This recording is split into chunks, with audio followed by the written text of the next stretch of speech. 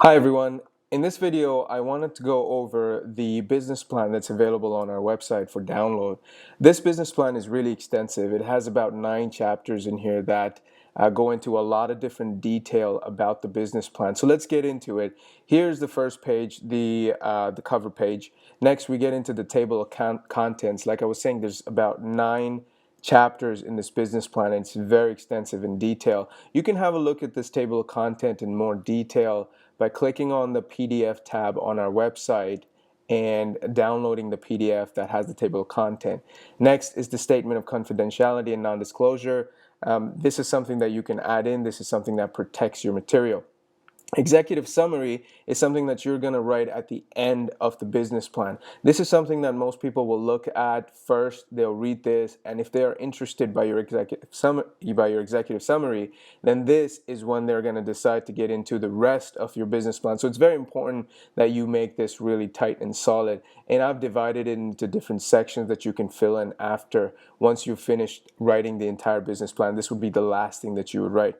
Okay, so before I get into the body of the business plan, I want to talk about how I assembled or arranged this business plan.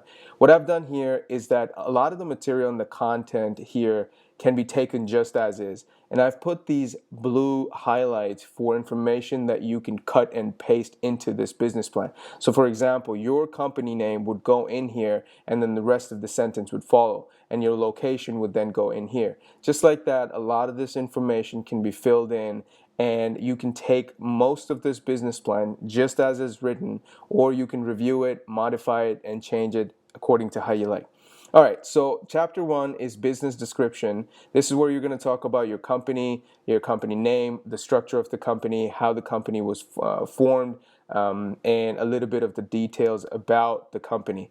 The mission statement is a very founder specific, a personal thing the founders need to get together and come up with. So I really advise you to think deeply about what is it that you would like your company's mission to be. And this is something that's going to give your readers a really good idea of what kind of company you guys want to create.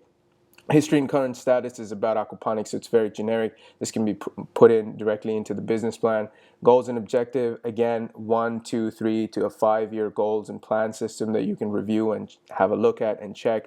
Critical success factors, this will give you a good idea of what the internal and external short-term and long-term critical success factors and challenge factors are going to be. So have a look at this. This is really going to be important. Market factors are also the things that are going to be variable in the market. Risk factors and strategies are an important part of the business plan because this will tell the reader about what kind of research you have done to understand the risk that you're going to be facing in the market. So have a look at this one. This is an important one that you will need to put into the business plan. And like I said, a lot of this information is very good, well written, so you can you can keep it as is, modify it according to your region or your company's different sectors. Okay, company ownership. This is, again, something that's going to be dependent on your company and the structure that you've decided. Exit strategy is going to remain the same, or if you have another one in mind, you can add it in here. Okay, let's get into quickly about the products and services. I'm not going to spend too much time on detail on some of these chapters because there's a lot of material here, and I can spend a long time just talking about these different things. So I'm just going to go quickly over it so that you can get an idea of what the business plan looks like once you make a purchase. So products and services, here you're going to talk about the produce and the fish. Unique features, this is a great section to have in this chapter because it tells the reader about what aquaponics is and why is it unique. So if you look at the unique system right here, you will see that I've given a definition of the aquaponics system here with a nice little illustration talking and discussing what aquaponics is, then getting into a preliminary design of what the system may look like so that readers can get an idea of how the system actually works and what the design is going to look like. So this is the science part of the business plan, and this is more in detail about someone who's interested in knowing about aquaponics itself. Again, production, the production timeline. This is going to be specific to your project. I like to divide things into phases. So phase one is going to be your construction, phase two monitoring and marketing of the system, and then harvest and sales. And these are something that you can further divide, and make them even more specific to your project. But you want to make sure that you give the time period, the start and the completion dates, for people to know that you have created a schedule for yourself. New and follow-up products is something, if you'd like to include, you can. Okay, chapter 3 and the market research is probably the most important chapter in your business plan, because in this section you're going to have to talk about the in-depth market research that you have conducted to make sure that your business is a feasible one. So in this section you'll talk about the overall revenue and expected growth of the industry, the different sectors and how they comprise of the total market. You'll examine the entire industry in your province, in your country, and the potential customers that are there. You'll list the greenhouse industry revenues and expected growth in the near future. This is important, and this is something that people would love to see, knowing that you've researched the kind of growth this industry is going to experience over the years.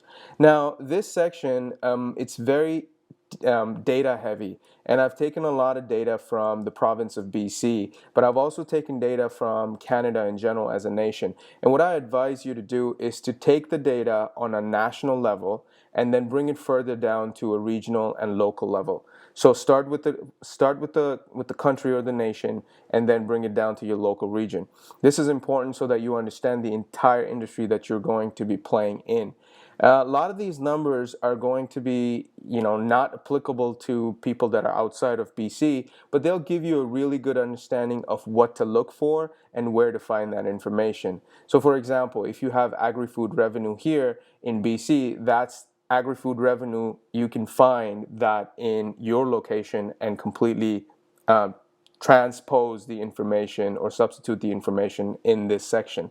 So it's really a good place to start and to see what you need to find and where you need to find, because a lot, as you can see, these references go down to the websites that I took this information from, and you can go there, check out the information, and then find out the kind of information you need that is specific to your region.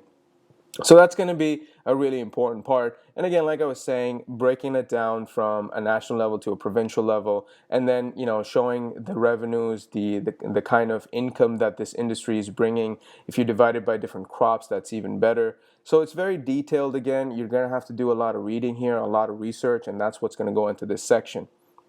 Market analysis, it's more specific to your market and where you're going to be competing. So the region specific market research is what you're going to put here.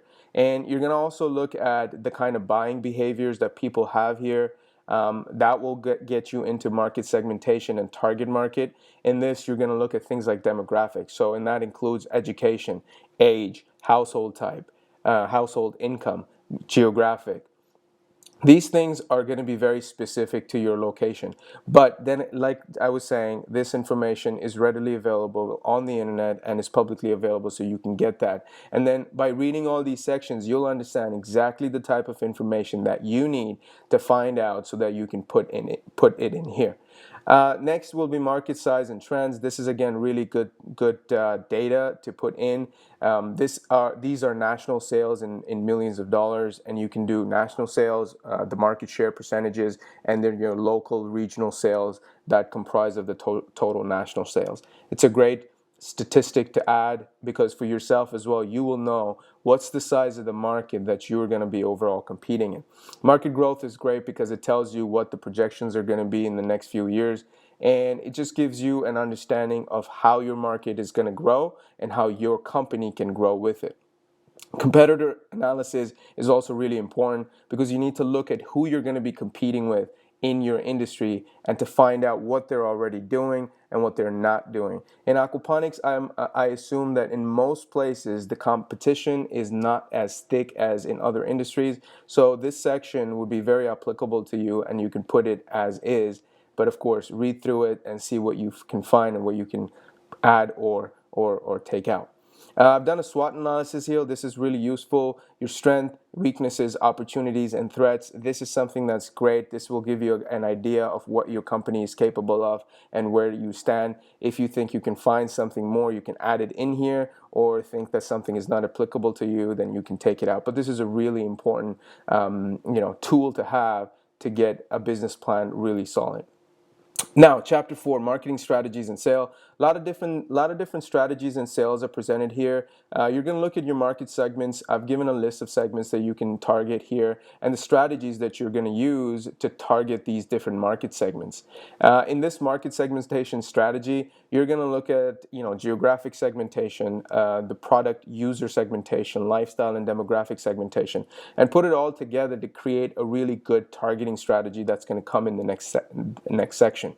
Then positioning strategy. How do you want to position yourself in the market? Do you want to position yourself as an organic produce grower, a local farmer, a highly sustainable method of food production? All these things can be positioned. You can use them to position yourself as being one of the leaders in the industry when it comes to aquaponics and sustainable growing.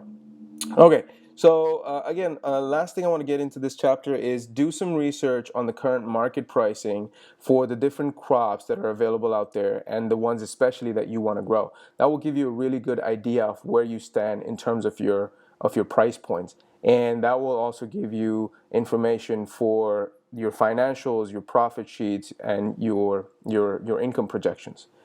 Promotion and advertising strategy, again, quite in depth. You have to read all through this. There's a lot of different ways that I've presented, and the ways in which you can do different kind of advertising and promotion. Promotional budget is important. I always recommend that people start with the budget here and then divide it into the different strategies that they want to use. That will help them kind of spread their money in the areas that will be most effective. Sales forecast is going to depend on your company and the way of and the operations you're going to be doing. Okay, development, short section about the development strategy in the next coming years. This is a not such an important section, but I think it's a good one to include. And when you read through it, you'll understand what you need to put in here and then go from there.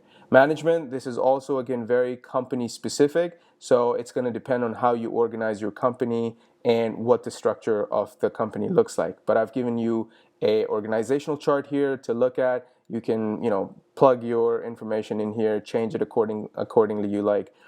This is done in Word, so it's easy to modify in here as well.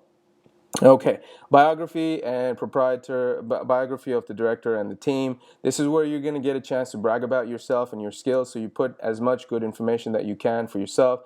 This section is going to tell your potential funders that you have the qualifications to run this business successfully. So don't hold back and go into detail. Okay, operations. This, again, I've presented a flowchart here. This is usually the typical operational flowchart that most growers are going to see, where you have your materials and resources, procurement, admin, and accounting, then goes into the commercial farm. You have your sales department, you sell it to your different outlets, it gets to the consumer, marketing is focused on consumer, and then you make sales that way.